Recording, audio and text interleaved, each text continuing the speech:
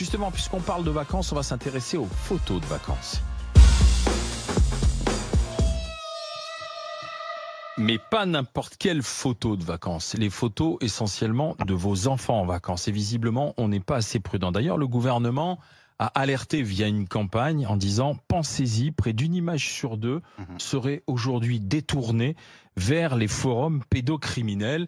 C'est ce qu'ont dit les autorités qui font sans cesse des messages de prévention. Et ça, c'est aussi le combat d'Abel Boilly qui est avec nous à travers son association Tous Uniques, Tous Unis.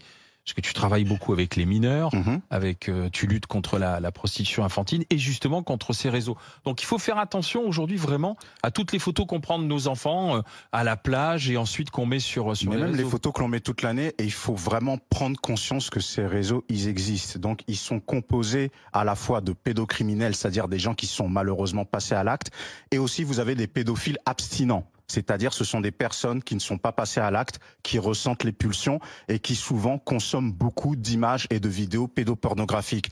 Et ce qu'il faut savoir, c'est que lorsque vous mettez les photos de vos enfants, mettez-les en mode privé, que ce soit accessible qu'à vos proches, parce que vous avez de grandes chances que vos photos se retrouvent sur des sites, sur des bouts Telegram, de pédocriminels où en plus donc les gens se partagent les photos, mais avec le développement de l'intelligence artificielle, certains prennent des photos des enfants et en font des vidéos pour créer du contenu pédopornographique. Et ce sont des choses, c'est même pas un réseau qui n'est que français, c'est un réseau européen, c'est un réseau mondial. Ils sont très présents aussi sur le darknet. D'ailleurs, il y a quelques mois, il y a eu un scandale avec une personne qui bosse à l'ASE, qui drivait un réseau qui allait de Nantes jusqu'à la Belgique, où il y avait même des vidéos de torture d'enfants. Vous avez des sites aussi pédocriminels, vous avez beaucoup de choses qui se font.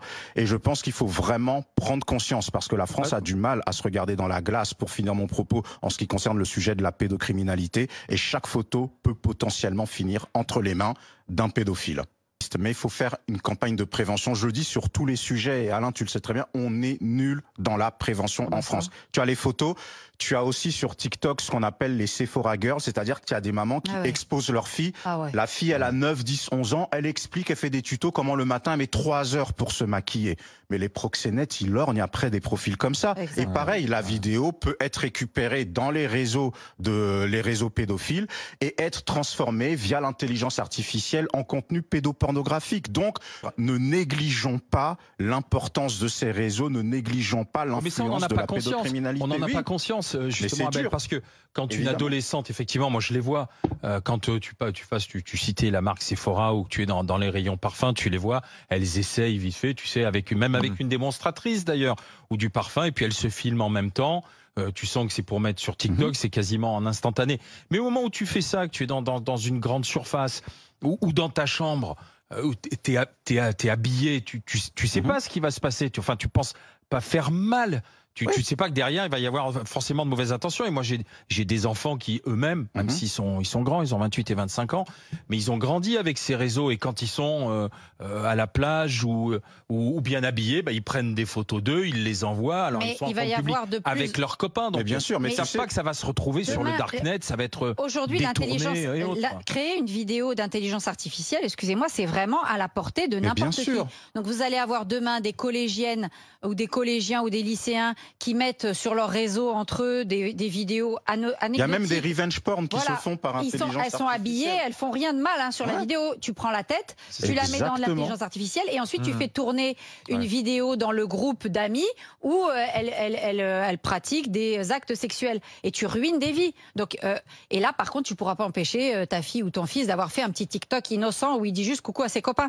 Il faut plutôt aller vers et lutter contre les pervers. C'est eux qu'il faut mettre hors d'état de nuire. Mais il faut casser les tabous, parce que c'est un sujet tabou. Effectivement, c'est difficile parce que on est dans l'ordre de l'abject le plus obscène qui soit, parce qu'on touche à la sexualité d'un enfant. Mais il faut prendre conscience que ça existe. Moi, les victimes, je les côtoie. Quand j'ai un môme de 13 ans qui a perdu l'usage de la parole parce qu'il a servi de jouet sexuel pour sa mère et pour sa tante, parce qu'il y a la pédocriminalité des femmes dont on parle très peu, je peux te dire que ça te glace le sang quand tu vois le môme face à toi. Donc ce que je dis, c'est pas un truc de complotiste, c'est un truc qui existe vraiment. Et en plus, avec la période Covid, ces réseaux pédocriminels se sont renforcés parce qu'ils étaient interconnectés dans le monde entier avec les confinements et ils se sont développés pour les 10 prochaines années. Et si vous discutez avec des policiers, avec les services dédiés, ils sont au courant de tout ça parce qu'ils infiltrent ces réseaux. Et même aujourd'hui, les sites porno pédocriminels, il n'y a même plus besoin d'aller sur le darknet. Par Google, vous pouvez avoir accès. C'est ça qui est vraiment terrible. Et tu sais ce qui est important, et c'est pour ça que c'est très important, Abel, que tu en parles, c'est qu'il faudrait que les pouvoirs publics se saisissent de la complexité de ce système et de sa dimension tentaculaire. Et donc tu as des vrais problèmes, que ce soit la drogue, la pédocriminalité qui existe, l'inceste. Personne, les pouvoirs publics ne prennent pas ça en charge, n'essaie pas de régler ces problèmes et abandonne ces sujets à des dingues qui du coup élaborent des théories complotistes à l'échelle internationale. Alors quand c'est pas les reptiliens ou les je sais pas qui ou les réseaux Epstein, parce que maintenant tape Epstein sur les réseaux sociaux, tu vas voir, c'est le monde entier des complotistes qui maintenant s'imaginent que c'est lui qui a tout organisé de la pédophilie mondiale. Donc on est vraiment parce que le sujet n'est pas traité à la base.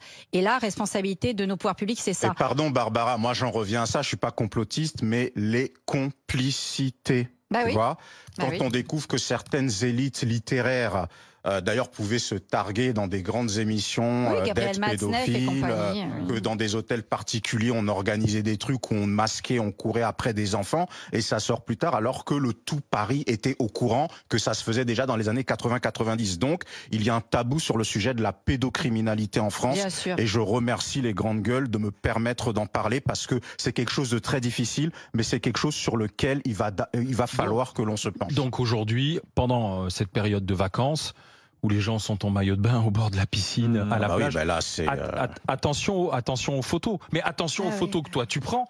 Mais tu peux avoir aussi justement tous ces pédocriminels qui se baladent simplement en disant je fais des photos du paysage, tu vois, et qui en fait ne prennent pas le paysage. Il faut être vigilant. On n'a pas volée, besoin d'être dans l'hyper-exposition de sa vie. En fait, c'est les réseaux sociaux nous ont abrutis. Aujourd'hui, tu vois des couples, ils vont au restaurant. Il faut que monsieur ou madame, avant de parler même, faut prendre en photo ta salade niçoise et pour dire regarde je suis dans tel restaurant.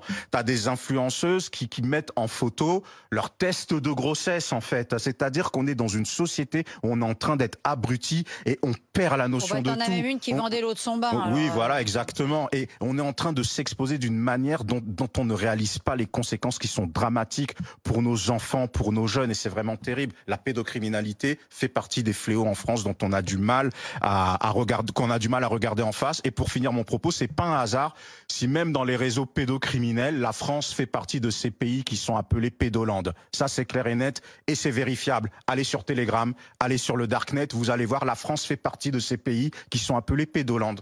Tout à fait.